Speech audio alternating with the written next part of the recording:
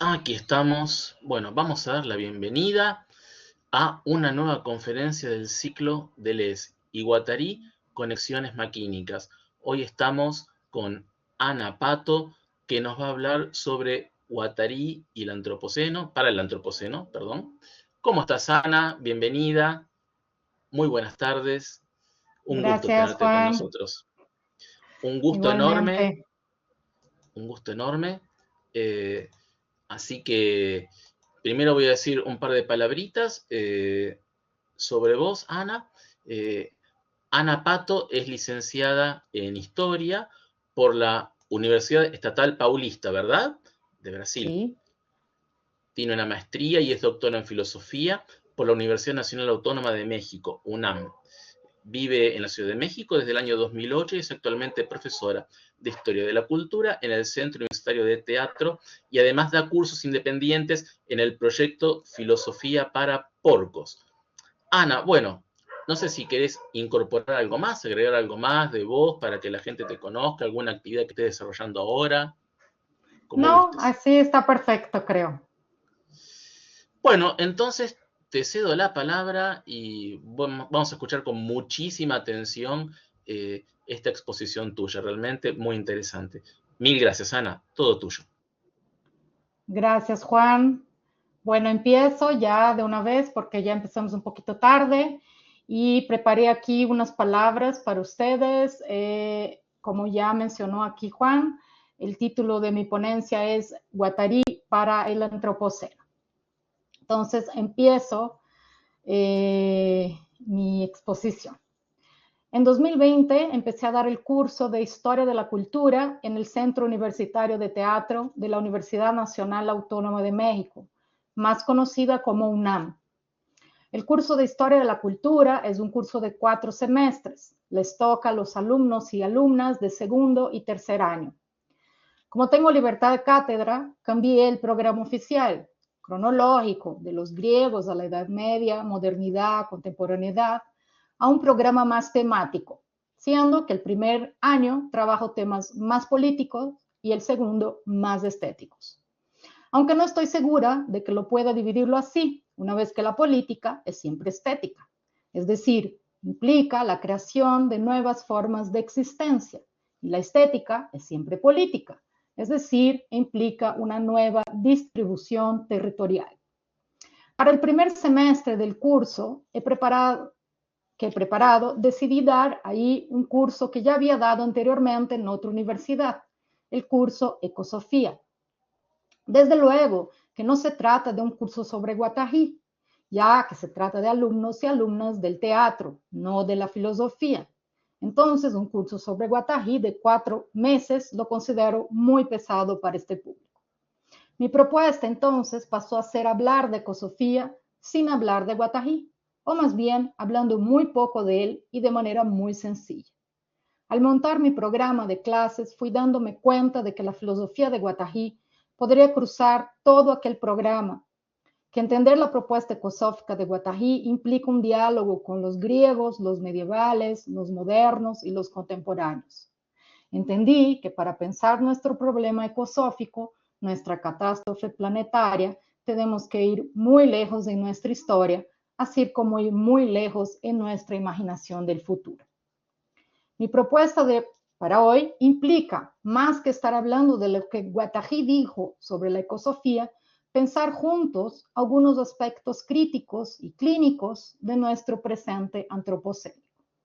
Por crítico, quiero decir rastrear en nuestra breve historia occidental algunos puntos centrales que explican cómo y por qué llegamos a este punto crítico al que estamos hoy. Y por clínico, las líneas de fuga que debemos encontrar, los aliados de Guattari, que junto con él, conscientes o no de esta alianza, claman por un nuevo modo de existencia. Empecemos por lo peor, por el cómo es que llegamos a donde llegamos. El eje central de mi curso sobre la ecosofía es el proceso de racionalización de la naturaleza.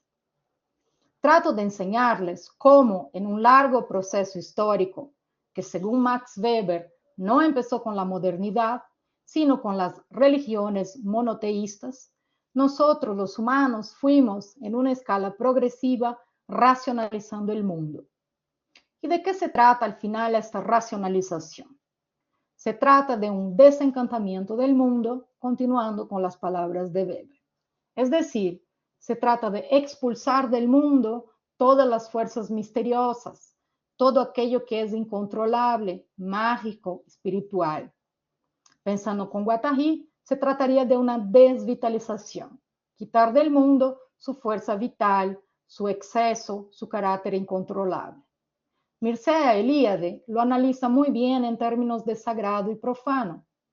Lo sagrado se manifiesta siempre como una realidad de un orden totalmente diferente al de las realidades naturales. En su libro de 1917, Lo Sagrado, Rudolf Otto trata de entender los aspectos de esta experiencia religiosa que es terrorífica e irracional. Y cito a Mircea Eliade en su libro Lo Sagrado y lo Profano.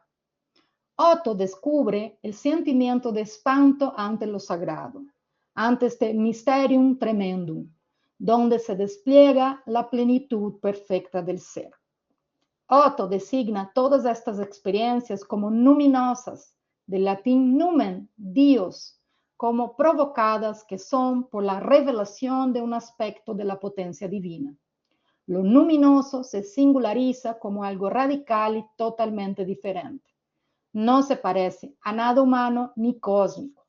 Ante ello, el hombre experimenta el sentimiento de su nulidad, de no ser más que una criatura, de no ser, para expresarse en las palabras de Abraham al dirigirse al Señor, más que ceniza y polvo.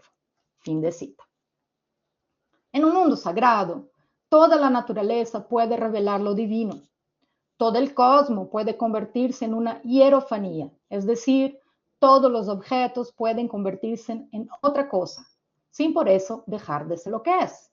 Una piedra es todavía una piedra, aunque pueda también revelar algo de sagrado. Tenemos, por lo tanto, un mundo dotado de vida, de espíritus, de dioses. Un mundo, desde luego, muy peligroso, donde tenemos que estar a todo tiempo negociando con estas fuerzas divinas. La realidad es por excelencia sagrada. No hay nada de irreal o imaginario en estas concepciones. Todo lo contrario, lo real, el ser de las cosas, es de esa dimensión sagrada. Ese tipo de concepción la encontramos en diferentes culturas, como entre los griegos arcaicos, por así decirlos. Es decir, aquello de los poetas y oráculos, donde la naturaleza se explicaba por las fuerzas divinas. En cada sector de la vida obraba un dios. Deméter en la agricultura, Poseidón en el mar, Afrodita en el amor, Ares en la guerra, Artemisa en la caza y así en adelante. Va a ser hasta los presocráticos donde encontraremos ya un cambio en una explicación racional de la naturaleza. Casi todos los filósofos presocráticos, Heráclito, Parménides, Pitágoras, Anaxágoras, Demócrito, entre otros, van a tener un tratado sobre la naturaleza. Por eso van a ser llamados fisiologois o fisiólogos, es decir, los antiguos filósofos de la naturaleza. Estamos en un momento de transición. Todavía hay mitos, no obstante, estos filósofos buscan, más allá de una explicación divina en la naturaleza, una explicación racional.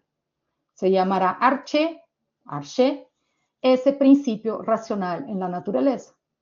Se refería, en primer lugar, al estado originario a partir del cual se ha desarrollado un mundo múltiple y, en segundo lugar, a la base permanente de su ser. Una naturaleza ya no explicada por Gaia, Eros, Caos, sino por un principio lógico, el logos. Para tales, este principio será el agua. Para Heráclito, el fuego. Para Anaximandro, el aire. Para Pitágoras, los números. Vemos ahí un paso entre una concepción mítica y una concepción lógica. El universo pasa del caos a un cosmos. Pasa de ser un gobierno de caprichosos dioses para convertirse en un cosmos ordenado según las leyes de la naturaleza. Y eso va a consolidarse sin duda con las filosofías de Platón y de Aristóteles. Si damos un salto en la historia y vamos al cristianismo, Aunque se trate de una religión, la concepción de la naturaleza para nada es una concepción sagrada, tal como lo he mencionado. Ya tenemos explícito en el cristianismo las condiciones para una actitud expoliadora de la naturaleza. Como afirma Pablo Rolando Cristofanini en su artículo Cristianismo y Naturaleza, de la ideología legitimadora a los evangelios verdes, y aquí lo cito, las narrativas de la creación judeocristiana son especiales.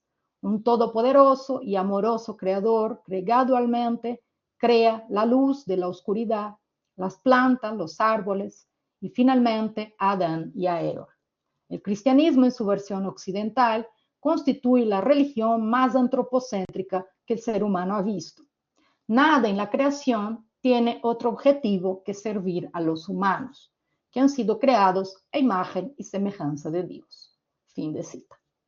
Tenemos acá una separación tajante entre humanos y el resto de la naturaleza, y un Dios ausente de la naturaleza. Dios no se presenta en la tierra.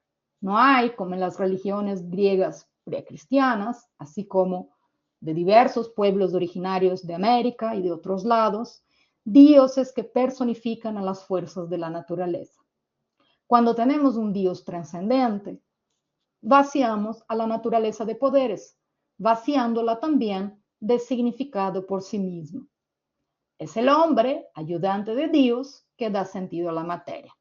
La creación entonces se vuelve sinónimo de cultura humana. Damos un paso más allá en la historia, llegando a la gloriosa modernidad, momento en que el hombre recupera la confianza en sí mismo y ahora, viendo que asciende socialmente, cuestiona la jerarquía cósmica y social aristotélica que fue reafirmada por el cristianismo. Un cambio radical de paradigma que tiene un pilar fundamental: la conquista y la transformación de la naturaleza. Francis Bacon, uno de sus emblemáticos representantes, militará por un nuevo método científico llamado interpretación de la naturaleza, donde el hombre puede por fin hacer una ciencia práctica a fin de mejorar y transformar su vida. Bacon critica la tradición científica de su época al afirmar que no eran capaces de realizar nuevos hallazgos.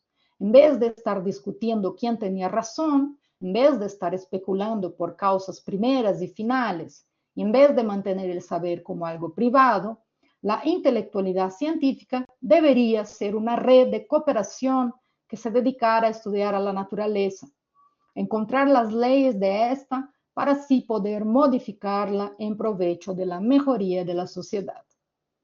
Descartes sigue los pasos de Bacon, no tanto en la defensa de una ciencia experimental, sino en la defensa de un método científico capaz de llegar a ideas claras y distintas.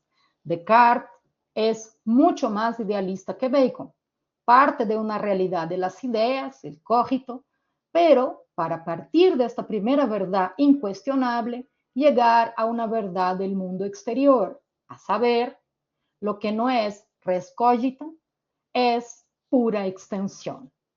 El cuerpo, la naturaleza, el cosmos, todo lo que no es el yo pensante, es pura materia y movimiento que puede ser calculada. Los animales, plantas, minerales, incluso el cuerpo humano, son como un reloj. No sienten, están compuestos de partes que pueden ser separadas y estudiadas separadamente. Descartes llamó a esta teoría de mecanicismo. El universo es simple, lógico y coherente, y podemos conocer sus leyes vía cálculos, vía matemática. El mundo se torna algo puramente cuantitativo, no tiene ninguna cualidad. Es sin olor, sin sabor, sin color. La naturaleza se torna un mundo opaco, silencioso, que es puramente un entrechocar de materia sin finalidad o motivo. En este inicio de la modernidad, la naturaleza se vuelve el blanco principal para que el hombre emancipe. Y digo hombre y no humanidad, porque la mujer estaba más del lado de la naturaleza que de este hombre conquistador y transformador de su entorno. Había una utopía vigente según la cual el hombre, al conocer, conquistar y dominar la naturaleza, transformaría su vida para mejor. Sería el final de todos sus males. Este ideal utópico va a atravesar todo el siglo XVII, XVIII y XIX, culminando en el positivismo de Augusto Comte, que con su lema Orden y Progreso pensaba en un progreso natural de las sociedades, es decir, las sociedades evolucionan naturalmente de una sociedad teológica a una metafísica y finalmente a una científica. Así como nosotros vamos en una línea recta de la infancia a la adolescencia a la adultez, las sociedades también tienen estas etapas que van solamente en una dirección. Oh, gran ilusión del progreso. Todo esto cambia de rumbo en el siglo XX, siglo que el historiador Eric Hobsbawm llamará la era de los extremos. Aunque van a ser los pensadores del siglo XX que denunciarán las ilusiones de la modernidad, el fin de los metarrelatos, así como los hijos monstruosos de la razón, el nazismo y el fascismo, ya al final del siglo XIX tenemos la perspicacia de Nietzsche, quien ya anunciaba la catástrofe por venir. En un diagnóstico de su tiempo, parece que el filósofo alemán ya prevía lo que estaba por venir en su tierra natal. Y lo cito: nunca fue el mundo más mundo, nunca fue tan pobre en amor y bondad. Los estamentos cultos han dejado de ser faros o asilos en medio de toda esta mundanal inquietud. Ellos mismos devienen cada día más inquietos, más carentes de ideas y de amor. Todo sirve a la barbarie venidera, el arte y la ciencia, factuales inclusive. Creo que hay una manita. Si puedo seguir y me preguntan al final, ¿puede ser? Sí, puede ser que haya sido un error, Ana. Ah, ok. Continúa tranquilo. Ok. Bueno, fin de cita. Esa cita está en el libro de Deleuze, Nietzsche, páginas 68 y 69. En un llamado desesperado por una posibilidad existencial, Nietzsche escribía en Así habló Zaratustra. Cito: mirad, yo os enseño el superhombre. El superhombre es el sentido de la tierra. Diga vuestra voluntad. Sea el superhombre el sentido de la tierra. Yo os conjuro, hermanos míos, permaneced fieles a la tierra y no creáis a quienes os hablan de esperanza sobreterrenales. Son envenenadores, lo sepan o no. Son despreciadores de la vida, son moribundos y están ellos también envenenados. La tierra está cansada de ellos. Ojalá desaparezcan. En otro tiempo, el delito contra Dios era el máximo delito, pero Dios ha muerto y con él han muerto también estos delincuentes. Ahora lo más horrible es delinquir contra la tierra y apreciar las entrañas de lo inescrutable en el sentido de lo inescrutable más que el sentido de ella. Fin de cita. Qué mal interpretado fue el superhombre. Para empezar, en las traducciones al español, un error. No deberíamos hablar de un superhombre, sino de un más allá de lo humano. Figura que anuncia Zaratustra y que, como podemos ver por la situación, está más cerca de un indígena que valoriza la tierra que de un nazista que cree una raza superior. Los valores de la tierra, dice Nietzsche, y más, nos avisa.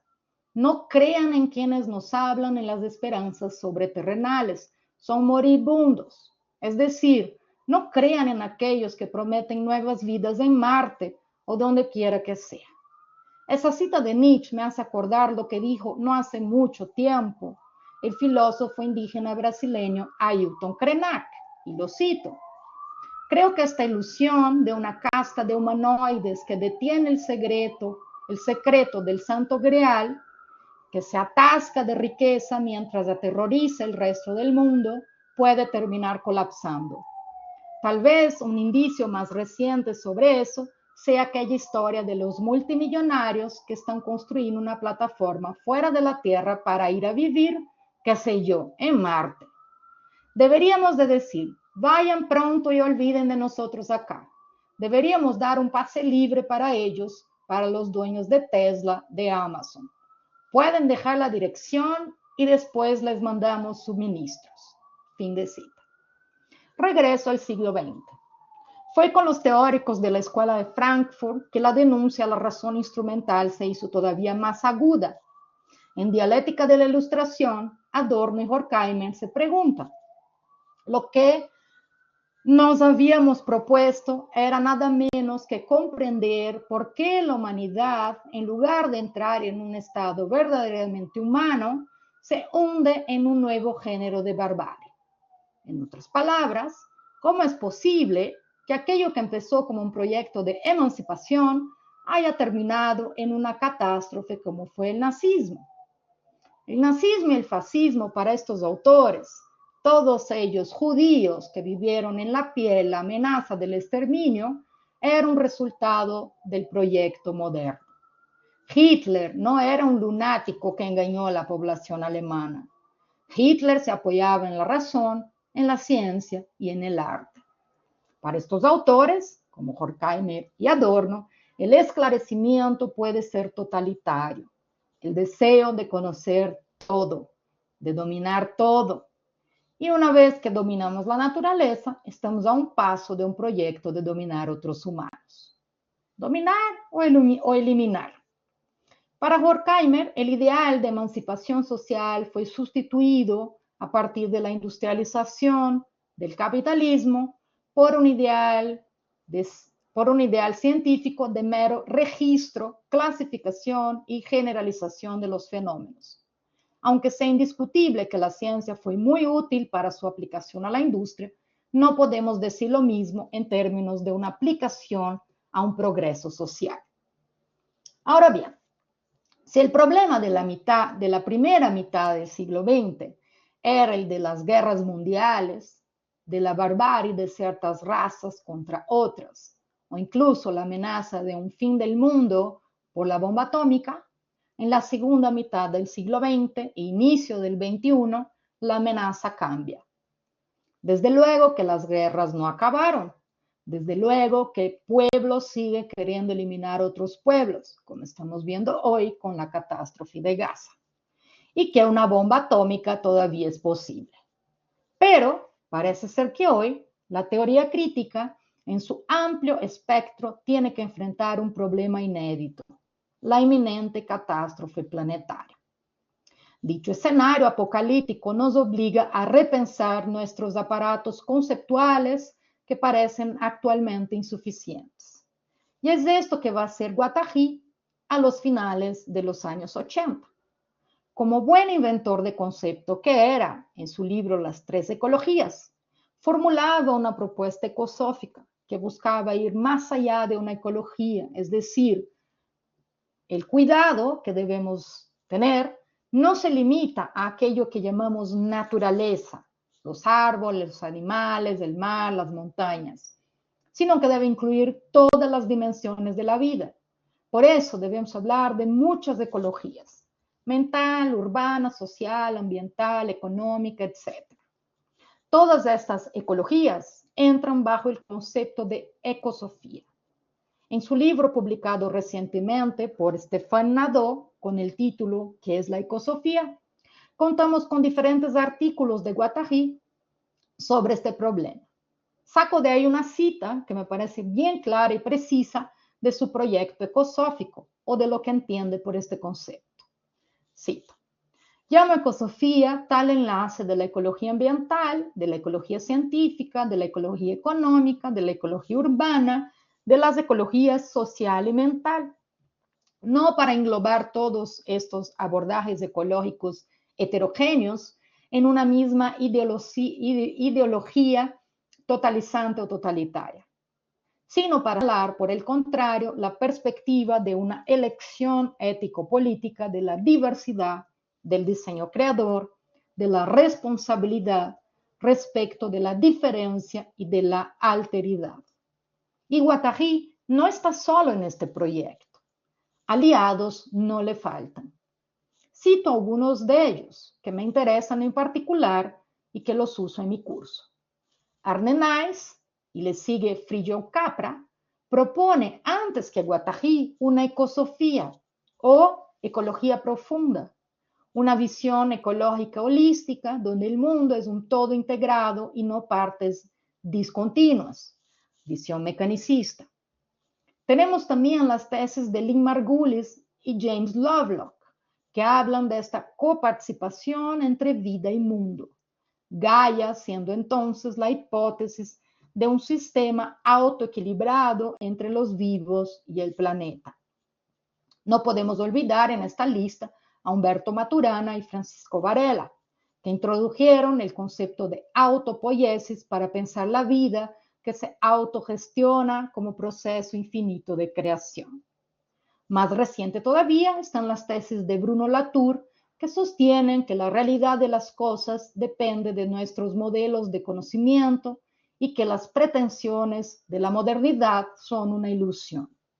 También, para terminar esta lista arbitraria, cabe nombrar a sus dos amigas de Latour, Isabel Stengers y su teoría de una Gaia enfurecida e incontrolable, y Donna Haraway, con su reciente libro Seguir con el problema, donde nos regala el concepto de tuloceno en combate a los nihilismos del término antropoceno o capitaloceno. Una de las reformulaciones que se destaca en todas esas teorías apenas citadas es aquella que busca resignificar las relaciones entre seres humanos y naturaleza, los vivos y su mundo. Contra un dualismo rígido que separa la naturaleza de lo humano, las teorías ecosóficas que surgen en la segunda mitad del siglo XX sostienen una relación de porosidad, integración, complicidad entre la Tierra y sus habitantes. La Tierra pasa a ser considerada desde un punto de vista objetivado, recurso a ser explotado, a ser considerada como un ser vivo o un entramado de relaciones vivas, codependientes, que debe urgentemente ser cuidado.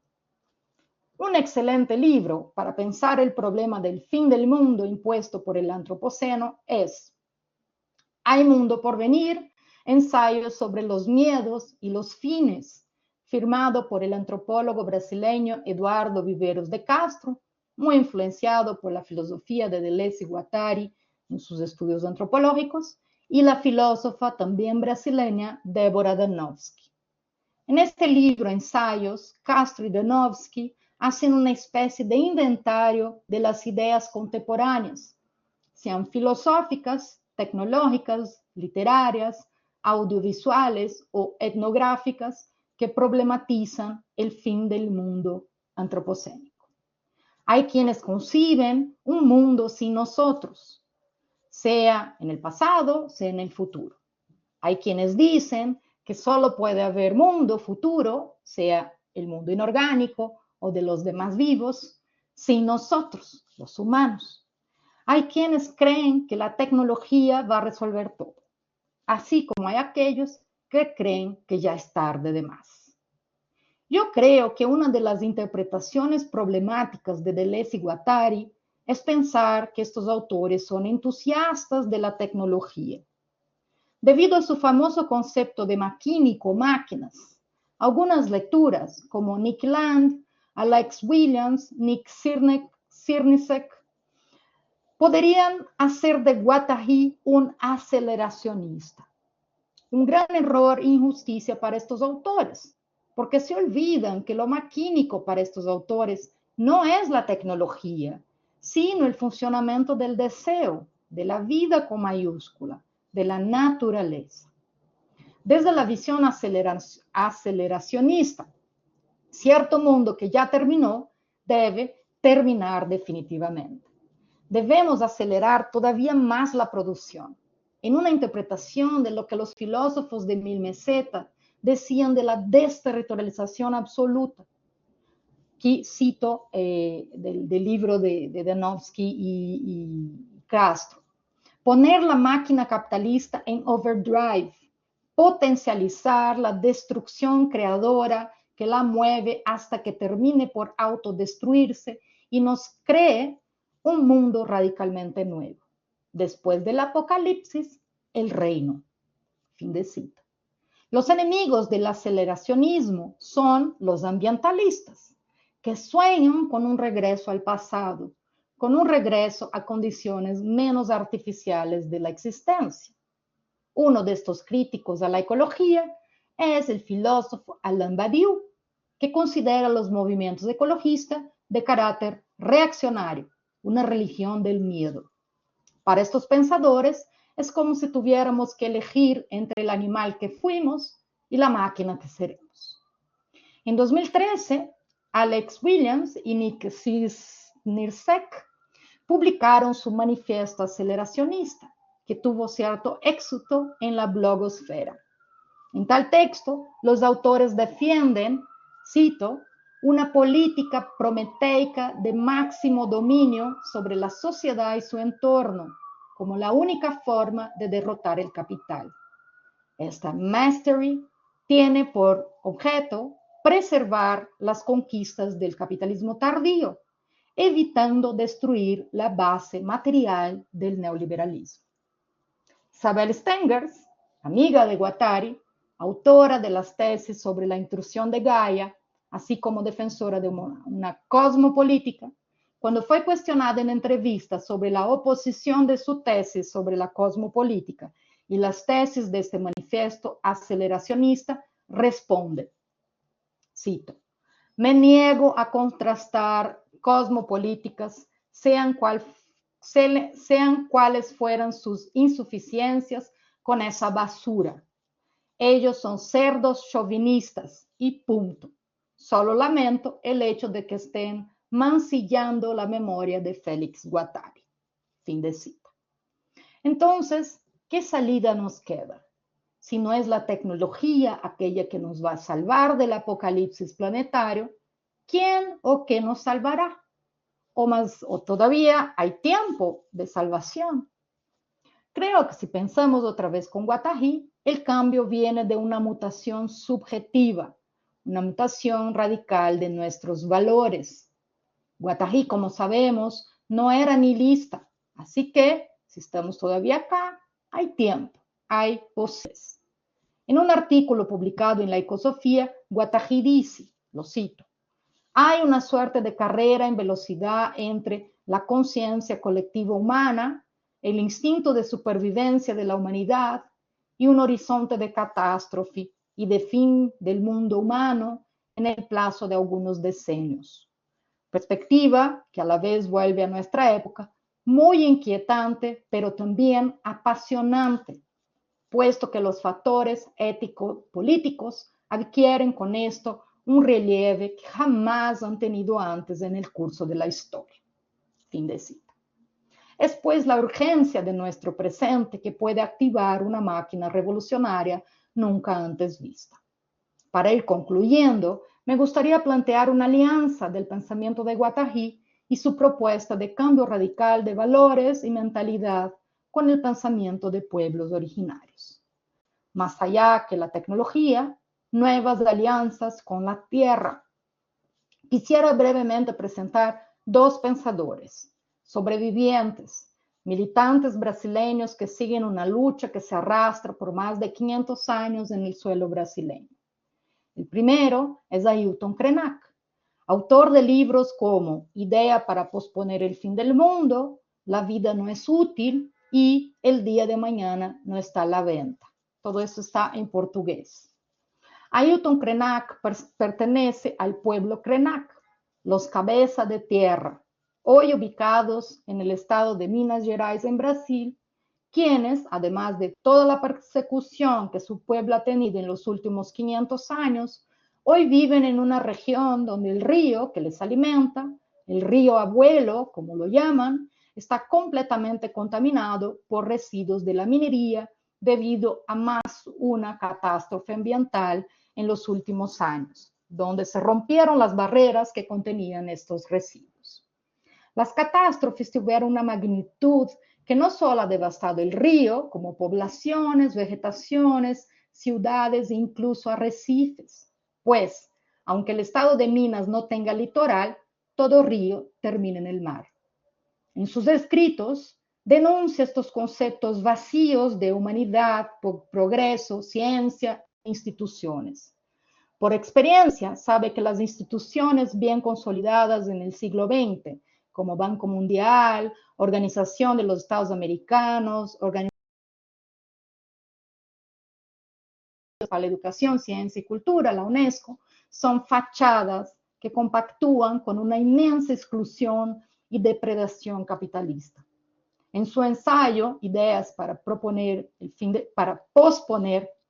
el fin del mundo, narra que cuando quisieron construir una reserva de la biosfera en una región de Brasil, tuvieron que justificar a la UNESCO por qué era importante detener la minería. Y aquí lo cito. Para esta institución es como si bastara mantener solamente algunos lugares como muestra gratis de la tierra. Fin de cita.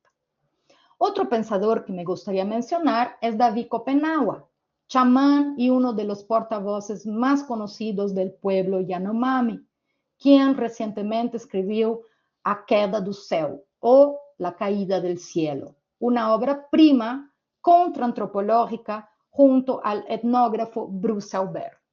Este libro, de casi 800 páginas, publicado primero en francés, después en portugués, es un escrito etnográfico y biográfico de Kopenawa, en el cual encontramos una detallada narrativa de la cosmovisión Yanomami, así como la historia de cómo David perdió su familia para las enfermedades que llegaron con los blancos, cómo vivió entre los blancos por muchos años y cómo redescubrió su persona Yanomami con los enseñamientos chamánicos. El libro también relata toda la historia de violencia y destrucción que han sufrido en estos siglos de conquista. Y más, trae un análisis sobre este ser blanco en una especie de contraetnografía astuta y sarcástica, en las palabras de Viveros de Castro. Para Bruce Albert, encontramos en este escrito una crítica chamánica de la economía política de la naturaleza. Como se menciona en la presentación del libro, escrita por la editorial responsable de la publicación, cito, se trata de una herramienta crítica poderosa para cuestionar la noción de progreso y desarrollo defendida por aquello que los Yanomamis, con intuición profética y precisión sociológica, llaman de pueblo de la mercancía. Los blancos, napé, enemigos, son espíritus caníbales que se olvidaron de sus orígenes y cultura. Son aquellos que solo sueñan consigo mismo, con las mercancías o con lo que dibujan en pieles de papel, la escritura. Están encerrados en ese sí mismo narcisista, completamente desconectados del mundo y de la vida. Una completa inversión de las acusaciones modernas al animismo. Pues, si para los modernos el animismo, que es el mundo está vivo y poblado de espíritus, es una proyección del ego sobre el mundo, para estos pueblos son los modernos o herederos de esta modernidad quienes no logran ver más que simulacros de sí mismos en el espacio de verdad y exterioridad que es el sueño. Cito aquí. Puede decirse de nosotros entonces lo que dice el narrador de los malos cazadores Yanomamis, estos que suelen quedarse con las presas que matan, y por eso los animales las evaden, que, a pesar de tener los ojos abiertos, no ven nada. De hecho, si las profecías justificadamente pesimistas de David se hacen realidad, solo comenzaremos a ver algo cuando no haya más nada que ver. Entonces podemos, como el poeta, evaluar lo que hemos perdido. Eso es cita de Viveros, que hace el prólogo del libro. Como afirma Vivero y Danowski en su libro, es posible que estos pueblos tengan mucho que enseñarnos sobre el fin del mundo, pues el apocalipsis llegó para ellos hace ya unos tantos siglos. Haciendo una analogía con la película Melancolía de Lars von Trier, el encuentro del viejo con el nuevo mundo es como el choque del planeta Melancolía, o mejor, el planeta Mercancía.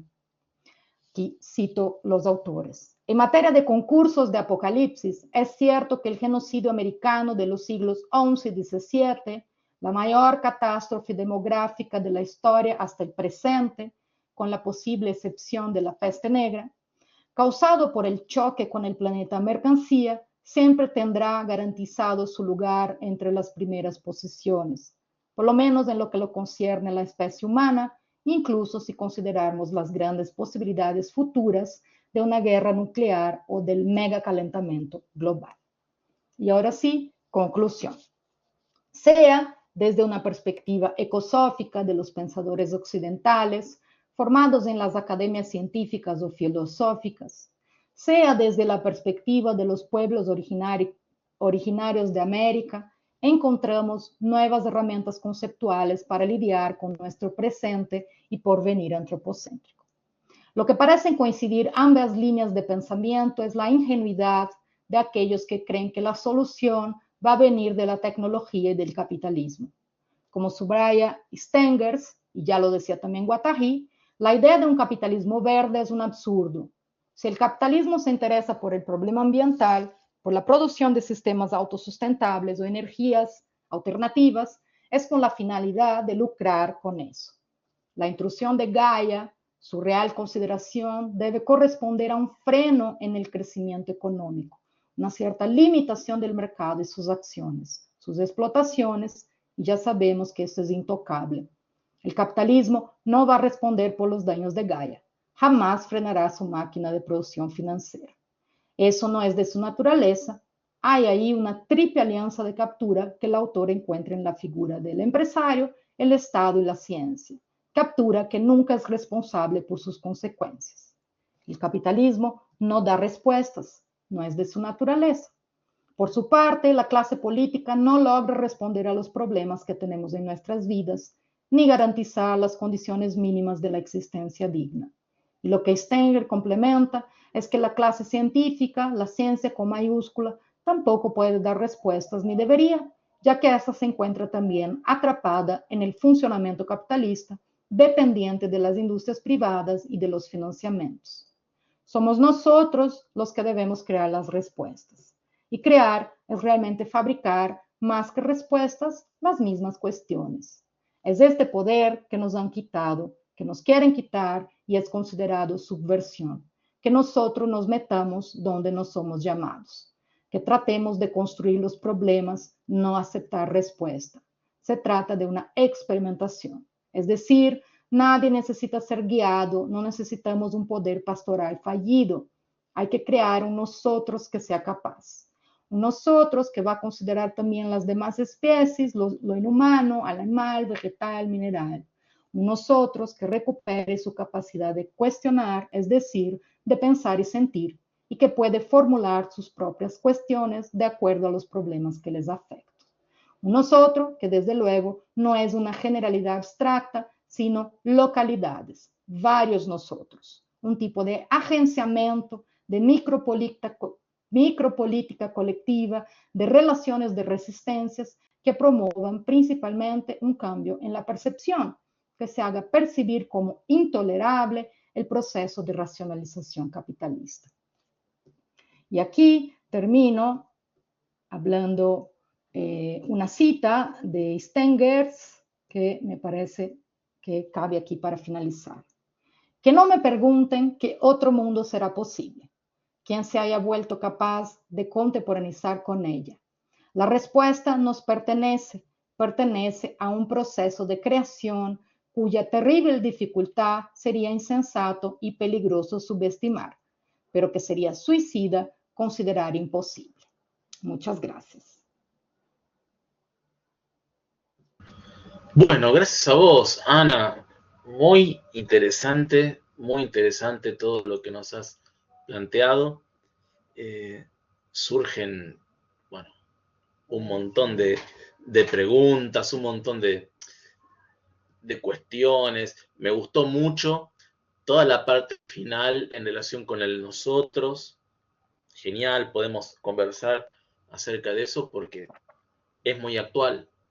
Y un poquito conversábamos de eso antes relacionado con las coyunturas políticas en Brasil, en Argentina, en distintas partes de nuestro continente. Me gustó también, nunca es suficiente aclararlo, eso también lo podemos apuntar, el tema de lo maquínico, el tema, bueno, que aparte da nombre a este ciclo, ¿no? Esa confusión muy habitual que suele haber entre la dimensión maquínica en Deleuze Guattari y la tecnología, ¿no? Algo que nuestros amigos una y otra vez se han encargado de aclarar, pero parece que nunca fue suficiente, ¿no? Y tal vez, y te dejo acá la primera preguntita, el primer comentario, no es una pregunta, es para charlar, para abrir la charla. Es posible que sea por eso que hayan abandonado el concepto de máquinas deseantes, ¿no es cierto? Porque desaparece de golpe. Y yo creo que a pesar de que advirtieron una y otra vez, ojo, cuidado, no hay máquinas deseantes por un lado y máquinas sociales por el otro. Hay una identidad de naturaleza, la diferencia es de régimen, pero es como si no hubiese sido suficiente, ¿no? Como que yo creo que advirtieron que estaban instalando ahí un dualismo peligroso, todo lo contrario de lo que ellos se proponían, y dijeron, bueno, listo, no, retomemos este viejo conceptito guattariano del agenciamiento y vamos por ahí. No sé, ¿qué te parece? No sé si estaría de acuerdo contigo porque ellos no abandonan el concepto de máquina y mil mesetas, porque No, hablan de de máquina máquina deseante. abstracta, No, sí, de máquina pero la deseante, no de máquina máquina en sigue, general. No, sí, eso no lo discuto en absoluto. Es más, mi idea principal, por el contrario, es que el concepto de máquina es fundamental en la ontología de Deleuze-Guattariana, sí, y creo que hay como una unidad de plan en toda la obra. Lo que abandonan puntualmente es máquina deseante, ¿no? sí, Y esas máquinas deseantes desaparecen del mapa sí. y sí, por supuesto, máquina abstracta, máquina de guerra, pero no máquinas deseantes. Sí, o sea, yo creo que primero porque ya no están en el plan de psicoanálisis. O sea, ya pierden un poco el interés por una discusión con el psicoanálisis ya en mil mesetas. Y sí, realmente habría ahí un dualismo entre máquina social y máquina deseante que desaparece posteriormente cuando hablan de agenciamiento maquínico, ¿no? Pero ahí está, creo, el término máquina persiste en máquina abstracta y agenciamiento maquínico. Y yo creo que desde ahí hoy lo que yo planteaba era esta confusión de lo maquínico, sea agenciamiento maquínico o máquina abstracta o máquina deseante o la máquina que quieras con tecnología, ¿no? Que es como justamente pensar que estos autores están proponiendo un mundo poshumano, un mundo donde ya seríamos cyborgs, ¿me entiende? Así como una desterritorialización absoluta de la Tierra, en Claro, donde ya viviríamos un mundo sin, o sea, un mundo otro, ¿no? Que es ahí peligroso, como dice Stengers, porque no se trata de abandonar la tierra, porque necesitamos la tierra para vivir, ¿no? O sea, aquí podemos entonces pensar un agenciamiento en donde sí coincidiría o conviviríamos máquinas, animales, minerales y humanos o lo que sea, ahí ya también diluyendo un poco las fronteras ahí muy rígidas entre estos seres, pero yo pienso que el nivel de desarrollo tecnológico que tenemos o el nivel de desarrollo de tecnología, no maquímico, ya de tecnología, es insostenible. O sea, como menciona Viveros y Danowski en su libro, ahí sacando referencias, obviamente, de datos ahí verídicos, ¿no? No de fake news, es que si nosotros todos que vivimos en este planeta utilizáramos los recursos que utiliza Estados Unidos, que es un país desarrollado donde todos están básicamente ahí en computadoras y consumiendo un montón de recursos, necesitamos 5 planetas. Y no tenemos 5 planetas para utilizar, sacar y explotar todos estos recursos. Entonces, sí es necesaria una disminución. Eso siento que es ahí, me gustan estas propuestas. O sea, creo que me hicieron pensar muchas cosas leyendo, porque uno luego no quiere perder este tipo de vida de confort y de usar todo lo que usamos y de gastar la energía que gastamos y de usar nuestros celulares y todas estas máquinas. Pero todo eso necesita algo que se está agotando, ¿no? Entonces yo creo que es una crítica muy radical y que a nosotros no nos gusta pensar una vida sin la tecnología, o entonces pensemos que unos tenemos tecnología y otros no tienen, ¿no? O sea, entonces, en fin, creo que me gusta, o sea, siento que si hay una urgencia en el presente y tal vez, en fin, tuvimos el COVID, que fue ahí, ¿no? Una cosa que nos impactó mucho y que tuvimos que cortar ahí por un tiempo nuestras formas de vida. Tal vez va a haber otras imposiciones de la tierra en donde no va a haber opción, va a ser determinante. Y ahí a ver qué hacemos, ¿no? Sí, con eso. Y ahí, por ahí se inserta, ¿no?, la dimensión ecosófica del pensamiento guattariano. Un poquito Claro. hablábamos justo de las tres ecologías antes de comenzar tu exposición, y es muy interesante cómo en ese texto se presentan distintos registros ecológicos, ¿no es verdad? Y cómo Sí, interactúan y cómo, digamos, cómo están atravesados por lo que ahí llama Guattari una perspectiva ético-política. Esto es muy interesante. sí, Es una perspectiva ético-política la que atraviesa la claro. ecología propiamente ambiental, social, mental. Eso nos da una especie de horizonte, ¿no?, del pensamiento de Ujú. Guattari.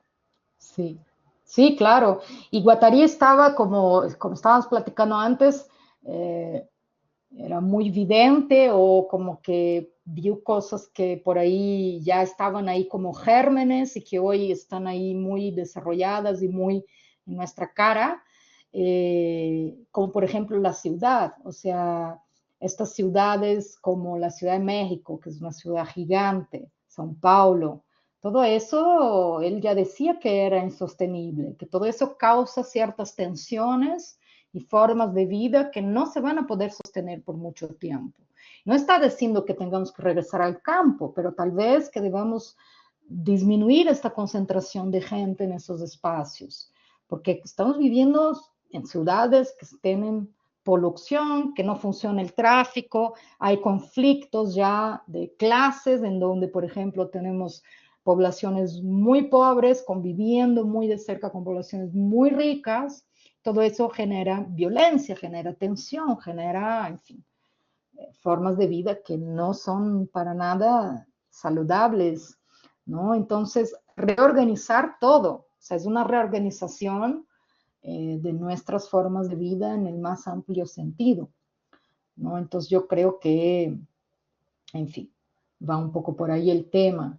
Yo creo que Guattari atraviesa todo ahí. O sea, por más que hablé de varios autores, no, o sea, yo creo que no hay como pensar lo que está proponiendo Guattari si no rastreamos nuestro problema con ecológico desde más atrás y no pensamos también en cómo imaginar un futuro, porque parece que nos quitaron la capacidad de pensar un futuro. Parece que nuestro futuro está o en una catástrofe donde nos vamos a morir todos, o en una ciencia ficción absolutamente tecnológica, donde ya no hay animales, ya no hay otra forma de vida que una inteligencia artificial, ¿no? Entonces, en fin, creo que hay otros autores ahí que nos ayuden a pensar otras salidas, que, en fin, a mí me gustan más en particular que este mundo completamente tecnologizado, pero desvitalizado, ¿no? Y ahí, en esa polaridad, bueno, yo creo que se introduce la necesidad de una transversal, ¿no? Siempre el concepto de transversalidad es súper importante en Guattari, ¿no? Esquiva las síntesis clásicas que proponía cierto idealismo, también cierto materialismo, y bueno, él introduce esta transversalidad que es incluso constituyente del grupo sujeto, ¿no es verdad? O sea, ni una dimensión puramente vertical, ni una dimensión puramente horizontal, ¿no? Entre la pirámide y la anarquía es como que hay necesidad de, o la pura anarquía, la mera anarquía es como que hay una necesidad de buscar transversales. Esas dos dimensiones por sí solas no tienen la respuesta. Y nos constituimos como sujetos transversalmente en todos los sentidos de la palabra. Por eso me gustó mucho lo del nosotros, ese que estabas pensando al final, ¿no? Porque me retrotrajo al tema del grupo sujeto, a esto de la transversalidad. Es muy Sí, fuerte y lo necesitamos, no sé cómo lo ves, pero sí. es, fíjate que ahora estamos hablando, bueno, de Brasil, de Argentina, también de México, de los demás países de nuestro continente, y estamos tejiendo algo ahí. Estamos tejiendo algo, algo que necesitamos para hacer frente a la catástrofe que vos mencionabas. Ujú, ujú. Sí, conexiones, ¿no? Que creo que es ahí un poco de esa transversalidad también, conexiones más diversas, conexiones con pueblos originarios, conexiones con europeos, conexiones con colonizados, ¿no? Conexiones con ahí, siento yo, un nosotros que todavía necesita ser creado más allá ahí de estas divisiones que tenemos ahí de razas, de diferencias, de, en fin, porque parece que nos toca ahí a todos y obviamente nos va a tocar a todos, pero siempre con siempre va a llegar primero a los más pobres, los más miserables, les va a tocar peor, ¿no? Es eso que, en fin, ahí tenemos casos hoy, por ejemplo, que están construyendo ahí en Suecia, no sé dónde, ciudades como sostenibles y todo eso. Pero bueno, o sea, sobrevive ahí una burbuja y lo demás estamos ahí, en fin, a merced de todas estas fuerzas de la naturaleza, ¿no? Que están cada vez ahí, creo que más devastadoras, ¿no? Entonces, repensar también esta idea de nosotros y reconstruir ahí nosotros que estamos ahí juntos, ¿no? Para sobrevivir ahí a todo eso, creo que es también súper importante, ¿no? Y, en fin, encontrar ahí más allá de estas identidades, qué sé yo, establecidas, una identidad ahí de una humanidad que está a punto de extinguirse todos ahí. ¿Y qué hacemos entonces? ¿No? ¿Con quiénes hacemos alianzas para sobrevivir ahí? En fin. Y me parece súper interesante, Ana, porque justamente creo que lo importante de las máquinas, de las conexiones maquínicas, es que no nos dejan ni en el plano molar, pero tampoco en el plano meramente molecular. No sé cómo lo ves. Esto me gustaría conversarlo con vos. Hay, me parece a mí, puedo estar totalmente equivocado, una lectura que para mí hace agua de Guattari cuando se lo piensa como un pensador pura o exclusivamente molecular, ¿no? Como que solo le importa lo molecular, lo molar desaparece por completo, y yo creo que no es así. Incluso en las tres ecologías hay un enfoque planetario, a escala planetaria, que no solo, digamos, Guattari no hace un lado, sino que va vertebrando un poco sus análisis. Por supuesto que importa lo micro, por supuesto que importa lo molecular, eh, eso ni hablar, o sea, Guattari le ha dado suma importancia, pero creo que nunca ha descuidado por completo el plano molar o la importancia de un enfoque planetario. Me parece, no sé cuál es tu lectura. Sí, esto ya habíamos hablado contigo una vez, de hecho, ¿no? Sin duda, o sea, solo podemos separar molar y molecular analíticamente. Esas dos líneas cruzan la vida, son líneas vitales, no, o sea, lo diferenciamos para poder pensarlo, pero ahí están. Yo esta semana estaba preparando una clase justamente y es una clase de Deleuze y la literatura, Y en Mil Mesetas hay ahí un capítulo que se llama Tres novelas, lo que pasó, en donde Deleuze retoma una novela de Henry James que se llama In the Cage, en la jaula, creo que fue traducido en español, donde es una personaje que es una telegrafista, una mujer de telégrafo.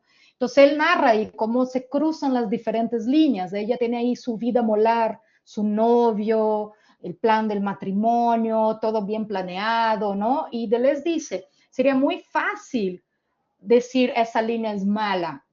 Es muy fácil decir eso, pero él dice, todavía en esta línea hay mucho amor y mucha ternura, ¿no? Y es la línea que al final predomina, ¿no? Entonces, lo molar está ahí, o sea, nosotros necesitamos lo molar, nosotros necesitamos cierta seguridad, cierta tranquilidad.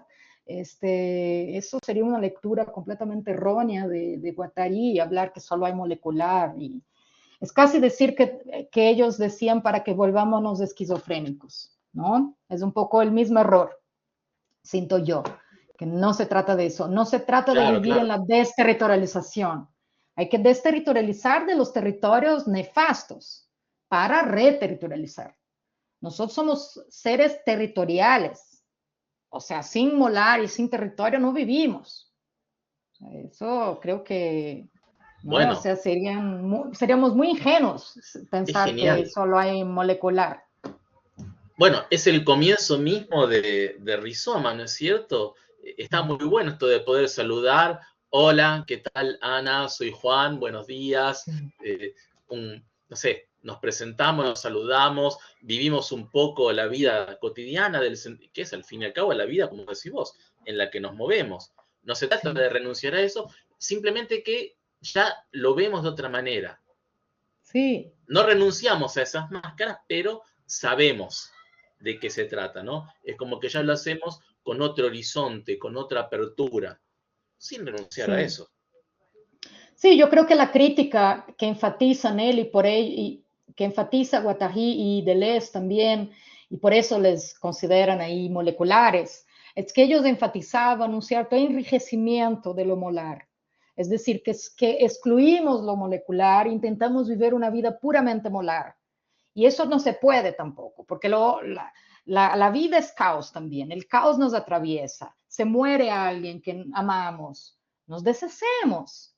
O sea, es horrible, ¿no? Cuando se deshacen estas construcciones molares. Y la vida está hecha de desconstrucción también, de fuga, de cosas que no podemos controlar. Entonces, yo creo que la crítica que hacían es, no podemos vivir solo en lo molar. Y eso fue un intento ahí de la modernidad. O sea, somos solamente sujetos pensantes y con identidades y vivir esta vidita encerrada en nuestra conciencia. Y no, entonces que ahí después ya viene ahí Freud a darnos el inconsciente, que va justamente ahí, ¿no?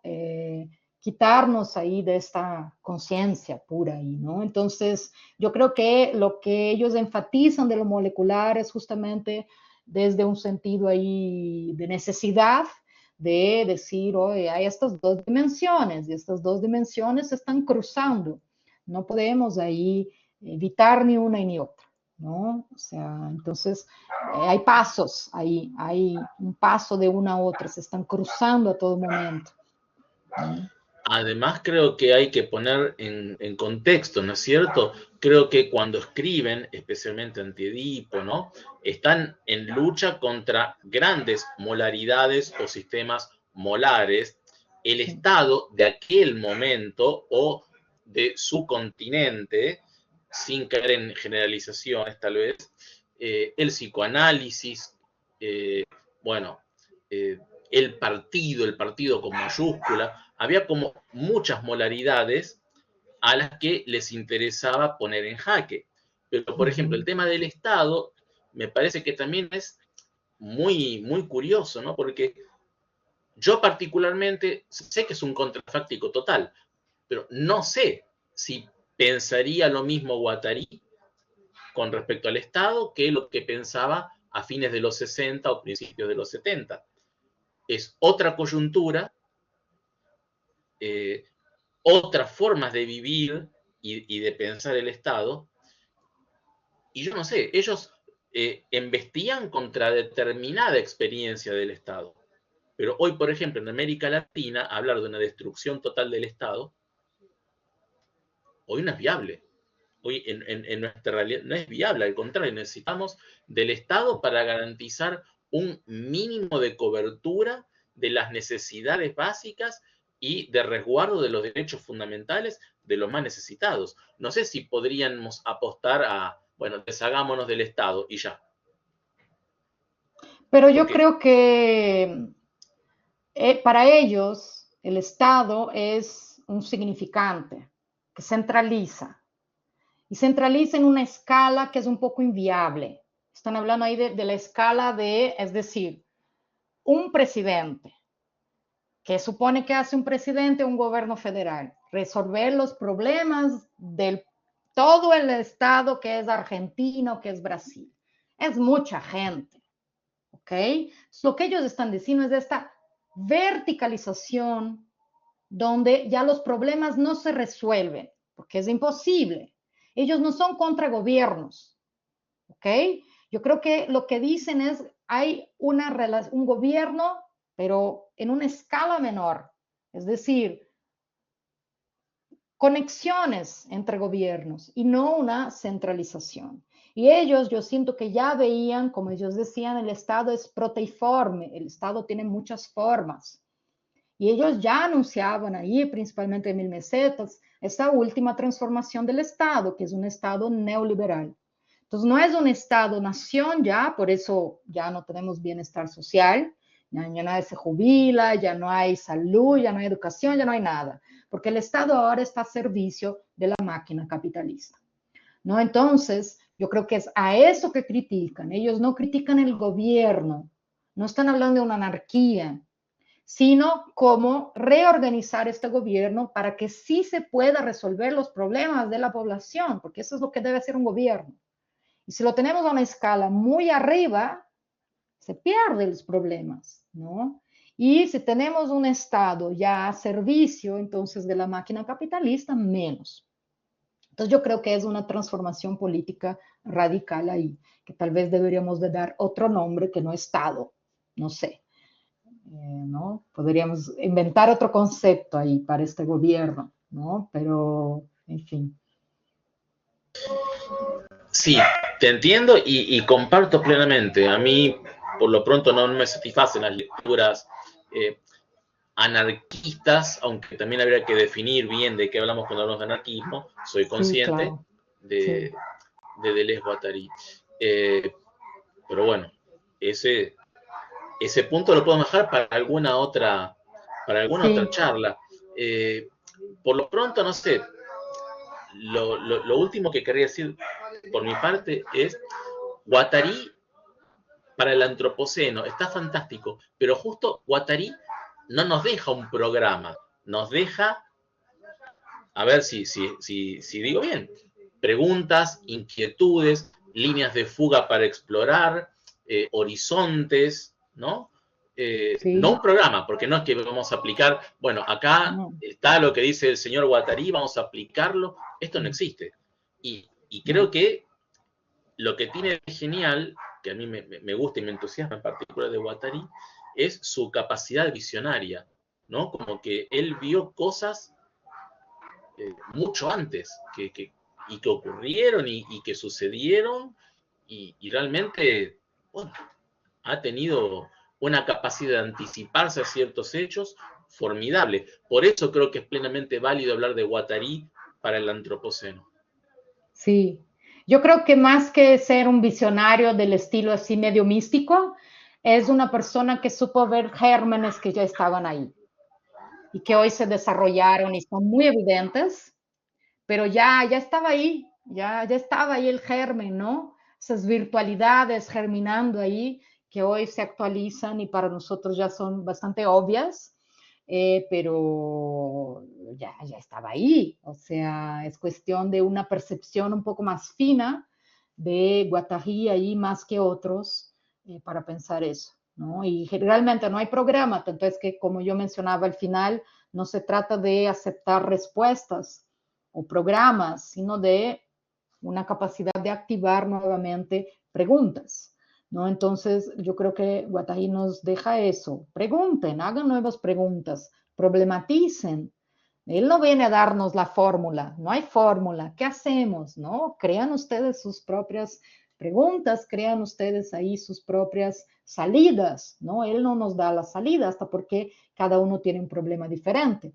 Entonces hay que cada uno ahí desde sus problemas particulares y desde la resonancia de estos problemas con el problema del vecino y con el problema del otro, hacer ahí entonces de estas alianzas, ¿no? Y pensar juntos y, en fin, activar ahí nuestra capacidad de pensar.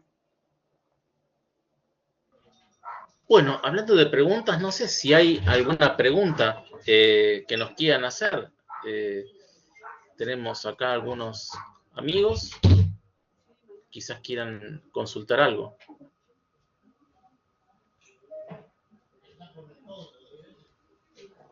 Bueno, si no hay preguntas, yo por mi parte te digo que quedé encantado con tu exposición, Ana.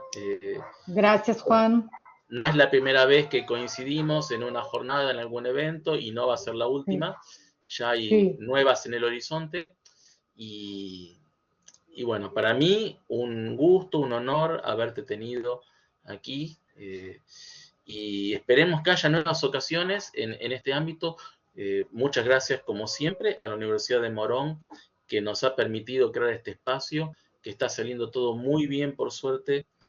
Y bueno, nada, simplemente quiero despedirte con el mayor de los agradecimientos y disfruté mucho esta charla con vos. Bueno, muchas gracias a ti por la invitación y gracias ahí a los compañeros ahí que están ahí escuchándonos. Bueno, vamos a detener la grabación. Gracias, Ana, muchísimas gracias. Y bueno, el ciclo continúa. En breve tendremos una charla que nos va a ofrecer Alfredo Perdomo, nada menos, sobre el tema de la depresión con una mirada guattariana, como siempre. Eso, muy bien. A ver si puedo venir.